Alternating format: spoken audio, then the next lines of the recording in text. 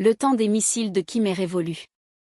Les scènes terrifiantes de lancement qui faisaient trembler les pays voisins appartiennent au passé, tout comme ces discours enflammés diffusés comme des alertes de guerre imminente dont personne ne savait quand elle éclaterait. N'oublie pas de t'abonner et d'activer la cloche pour rester informé. Ce qui commence aujourd'hui est bien plus dangereux. Un sous-marin nucléaire d'attaque apparaît soudain en Corée du Nord. Le dirigeant se tient devant lui, sa fille à ses côtés, formant un cœur avec ses mains devant la caméra. Et ce n'est pas un hasard. Nous allons vous expliquer pourquoi. Pourquoi le maître du Nord a-t-il choisi précisément cette image? Que signifie-t-elle à ce moment précis? Car, au même instant où ces images envahissaient les journaux télévisés, un message inattendu arrivait à cet autre dirigeant qui considère chaque mouvement militaire du Sud comme une déclaration de guerre personnelle. Un message de son ami russe, Vladimir Poutine. Un seul message qui a déstabilisé les États-Unis et poussé leur président à revoir ses calculs. Alors, qui se tient aujourd'hui derrière Kim pour le soutenir et renforcer sa position? Mais comme vous le savez, dans les comptes de la Russie, rien n'est jamais offert gratuitement. Moscou a déjà envoyé ses soldats se battre dans une guerre qui n'est même pas la sienne, et ils ont payé le prix sur le front ukrainien. Aujourd'hui, l'ours russe semble dire à son allié asiatique, il est temps de rendre la pareille. Les détails sont explosifs. Ne vous inquiétez pas, nous n'allons pas les survoler. Ce que vous venez d'entendre n'est que l'introduction. L'histoire complète, ce qui est visible et ce qui est caché, nous allons vous la raconter. Ah, Kim Jong-un. Tu as épuisé le monde. Ta folie nucléaire ne veut jamais s'arrêter. Chaque fois qu'on croit que tu t'es calmé, tu rallumes le feu. Tes flammes ne s'éteignent pas, et tes cartes nucléaires ne s'épuisent jamais.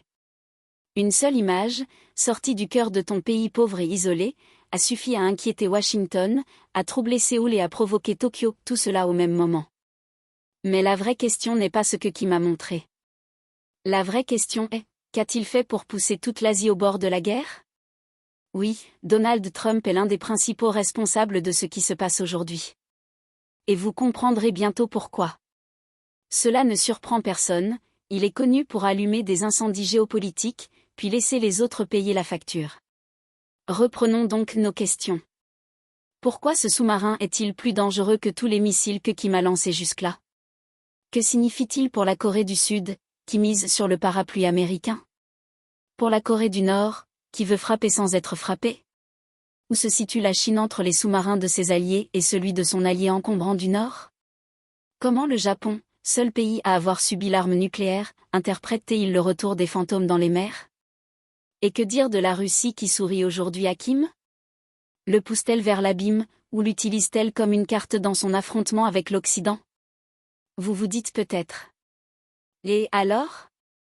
Une photo d'un dirigeant devant un sous-marin. On l'a fait défiler sur son téléphone et on l'oublie. Mais ce que vous ne savez pas, c'est que cette image, à elle seule, peut déclencher une guerre dont personne ne sortirait indemne.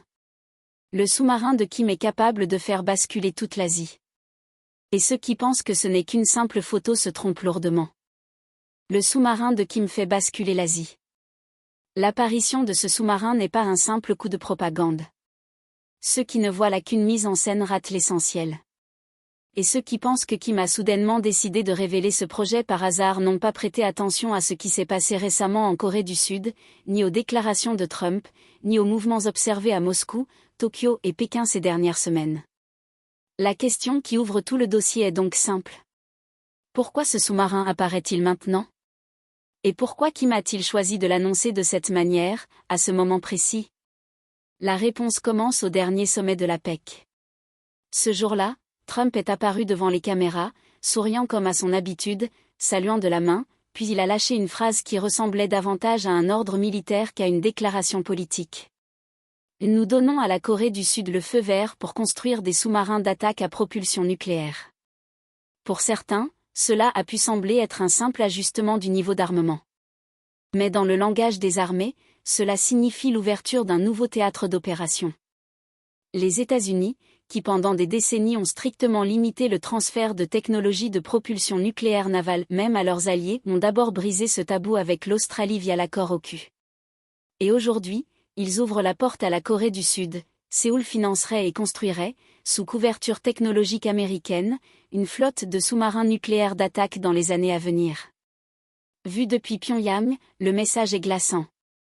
La Corée du Sud, sous protection américaine, s'approche de la possession de plateformes capables de rester des mois sous la mer, armées de missiles pouvant frapper le nord en contournant les systèmes de défense classiques.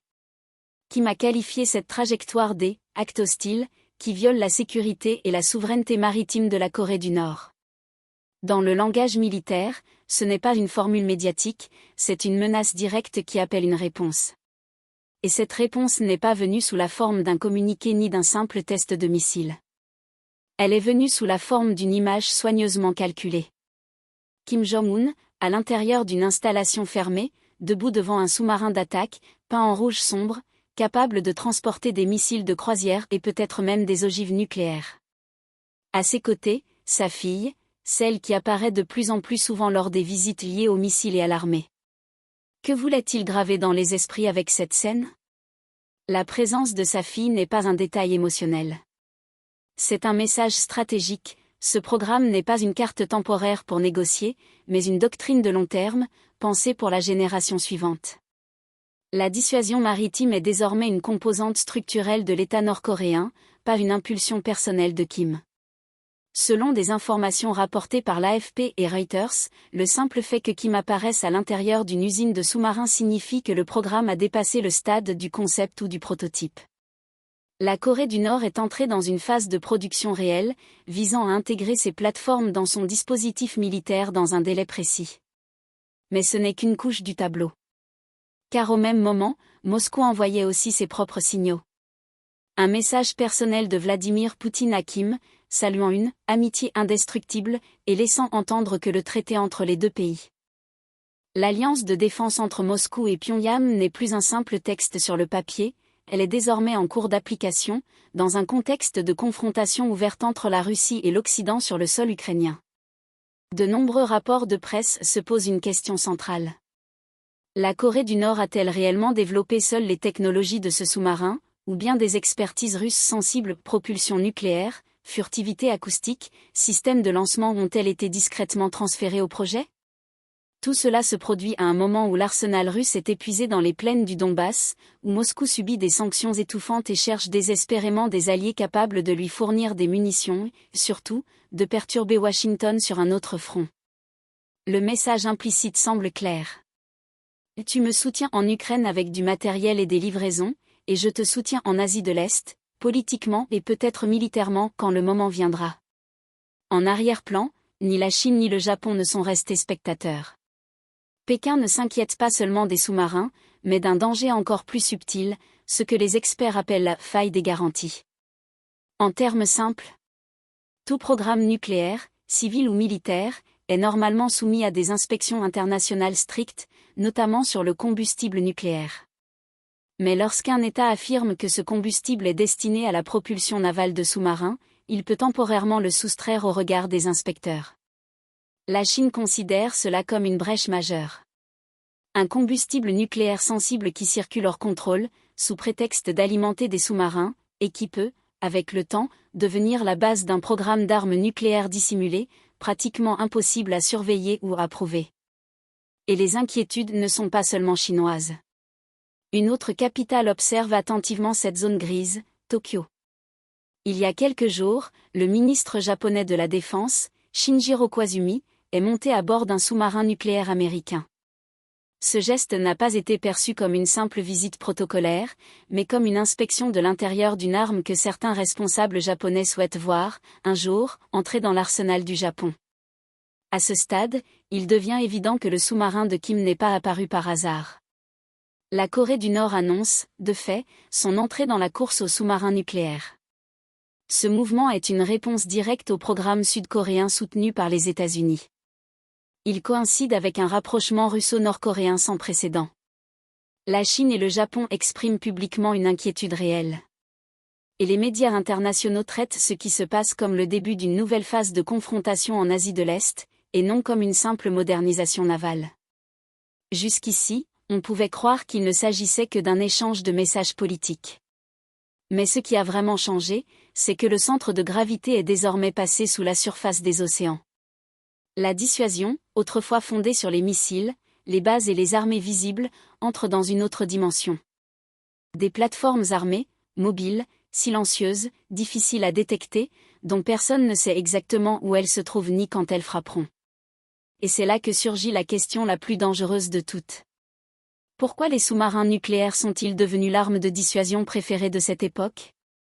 Et comment une seule plateforme, cachée dans les profondeurs, peut-elle bouleverser l'équilibre entre la guerre et la paix? Sous la surface de la mer. Approchons-nous du cœur de l'idée pour comprendre comment les sous-marins sont devenus l'outil de dissuasion le plus dangereux du XXI siècle. La frappe de seconde chance, la fin après la fin. À ce stade, l'histoire ne concerne plus la photo de Kim, ni le message de Poutine, ni la déclaration de Trump. Tout cela se jouait à la surface. Mais la véritable partie se déroule désormais dans les profondeurs, là où personne ne regarde. Alors allons au fond du sujet. Qu'est-ce que cela signifie pour un État d'entrer dans l'ère des sous-marins nucléaires? Et pourquoi les militaires les considèrent-ils comme l'arme de dissuasion ultime de notre siècle? Un sous-marin nucléaire n'est pas qu'une arme extrêmement coûteuse. C'est une plateforme de combat conçue pour échapper à la détection. Un navire qui n'a pas besoin d'air, qui n'est presque jamais obligé de remonter à la surface, qui évolue hors de portée des radars et qui transporte, dans ses flancs, de quoi changer l'issue de n'importe quelle guerre depuis les fonds marins. C'est ici qu'apparaît un concept clé, la frappe de seconde chance. Dans la logique militaire classique, celui qui frappe en premier a l'avantage. Mais dans le monde des sous-marins nucléaires, celui qui garantit la seconde frappe est celui qui contrôle réellement la partie.